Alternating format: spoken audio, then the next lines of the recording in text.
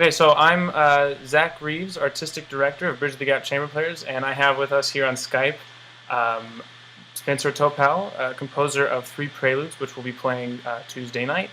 Hi, Spencer. How are you? Hi, Zach. How are you doing? Doing well. Thank you.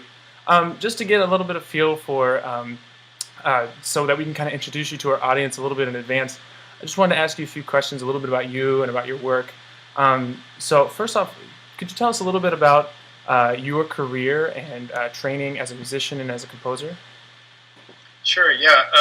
Well, I started first as a composer, uh, as a composition student when I was 11 years old. I wanted to write music, and growing up in Portland, Oregon, we had a kind of a link program that allowed us to go to the local college to study various kinds of subjects. And through that program, I met the composer Tomáš Svoboda.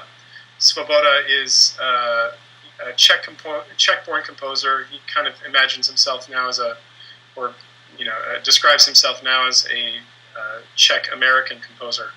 And studying with him over the course of the next 4 years, I learned to write for different types of instruments and ensembles. And when I was 16, I had the opportunity to work with the Oregon Symphony, and that sort of got me hooked on writing concert music.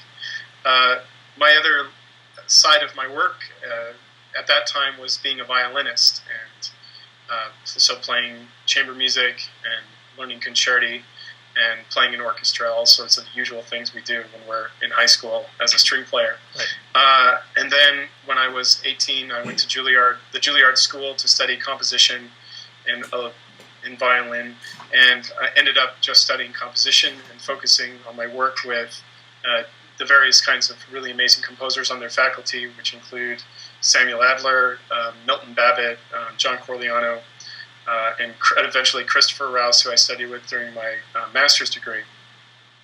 So I would say I come from a fairly what you might call traditional background in concert music. When I was older and went on to my doctoral degree at Cornell University, I became very interested in the relationship between technology and music. And I think part of this arose out of the fact that so much of the music we listen to today involves some sort of technology. And a lot of that same passion goes into my work now in the Dartmouth College Department of Music and the Digital Musics program, where we explore new technologies for the purpose of music and information in music. Very neat, very neat. So other than, well, obviously your background as a violinist and your teachers and everything, what would you say some composers maybe that you haven't worked with directly, who are some composers or even other sources of music or whatever that kind of influence the way that you write music and how you approach everything? Well, for this particular piece, the three preludes that you'll be hearing Tuesday, a number of composers sort of inspired this. I would say it was mainly sort of the contemporary Italian composers, Giacinto Chelsea, Donatoni, and maybe to a lesser extent, Berio, Luciano Berio. So I would say in particularly the first movement of that piece, which is kind of a drone piece for the violin and the cello, it explores kind of the subtleties of sound in the way that Giacinto Chelsea was very interested in exploring. So the idea is that even within a single tone, there's an entire universe or a life. In terms of my other outside influences, I like John Adams's concept of the open sieve, sort of letting a lot of different kinds of influences into the music. So influences from pop music, things that would be closer to classical music, such as Radiohead, to things that would be less, I would say, near to classical music, which would be like something like Bruno Mars is still, if it's really well made, it has a compelling expression.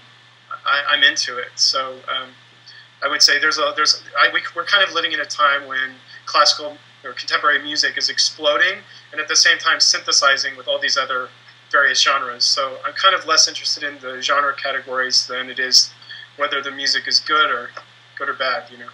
Exactly. Well, that's very similar to how we are at Bridge the Gap Chamber Players. So, kind of going along with that, what's kind of the way?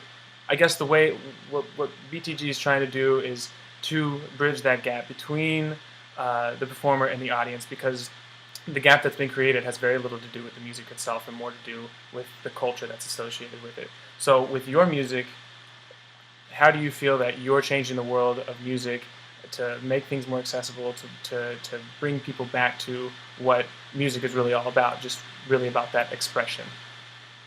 Well, I mean, I think the last word you said there, expression, sums up so much of what I think is important about music, is its ability to communicate emotions and sentiments, and to kind of create a visceral experience.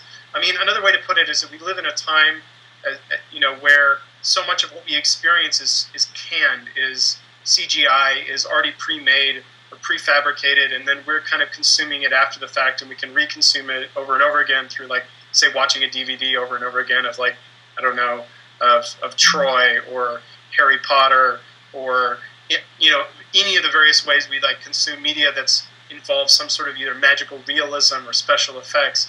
And I think in some ways things like what you're doing with Bridge the Gap, and what we all kind of strive for, is to kind of bring back the sense of the spectacular, of the magical, into reality. And there's kind of no better place to do that than in a musical performance. Right. Right.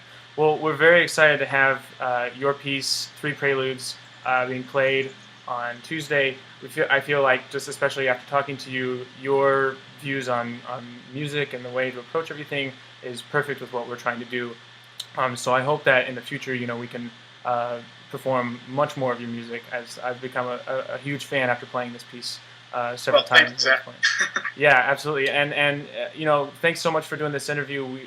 It would have been awesome to have gotten you down to Dallas, but hopefully at some point in the future we can make that happen. Okay, well, thank you very much, and good luck on your performance next week. All right, well, thank you very much, Spencer. Have a good one. Okay, thanks.